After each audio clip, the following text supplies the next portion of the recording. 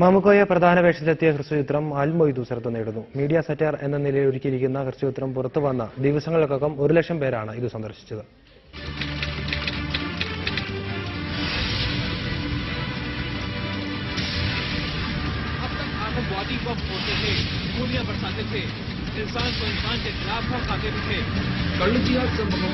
മാധ്യമലോകത്ത് ഓരോ കള്ളങ്ങൾ എങ്ങനെ സൃഷ്ടിക്കപ്പെടുന്നു, അവ എത്ര പെട്ടെന്ന് പ്രചരിക്കപ്പെടുന്നു, ഈ കള്ളങ്ങൾ ഒരു ജനതയുടെ തന്നെ അസ്തിത്വം തന്നെ എങ്ങനെ ചോദ്യം ചെയ്യപ്പെടുന്നു തുടങ്ങിയ കാര്യങ്ങളാണ് ഹ്രസ്വചിത്രം പറയുന്നത്.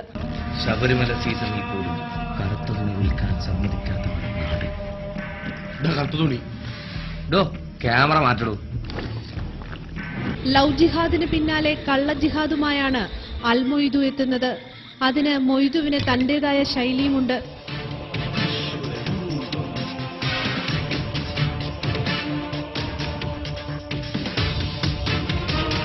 മാമുക്കോയ മൊയ്തുവായി വേഷമിടുമ്പോൾ ആൽബങ്ങളിലൂടെ തിളങ്ങിയ കൊല്ലം ഷാഫി ചിത്രത്തിലെ ഒരു പ്രധാന കഥാപാത്രത്തെ അവതരിപ്പിക്കുന്നു.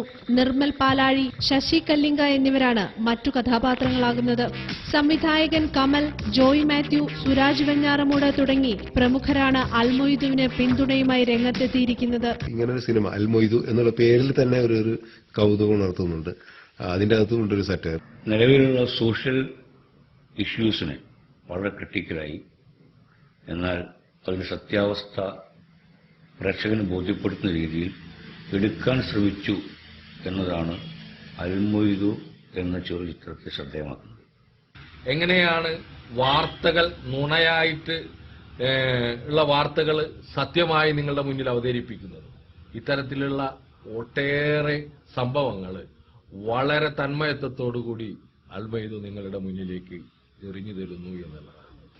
ഒരു വാർത്തയറിഞ്ഞാൽ അത് സത്യമാണോ കള്ളമാണോ എന്ന് തിരിച്ചറിയുന്നതിന് മുമ്പ് തന്നെ അതിന്റെ പുറകെ പോകുന്ന ഒരു കാലഘട്ടത്തിലാണ് നമ്മളെല്ലാവരും ജീവിക്കുന്നത് തന്നെ. ഇതില് വളരെ ആക്ഷേപഹാസ്യത്തിലൂടെ അത് പരിഹസിച്ചിരിക്കുകയാണ് അൽ മൊയ്തു എന്ന ഷോർട്ട് ഫിലിമിലൂടെ. Entertainment desk reporter.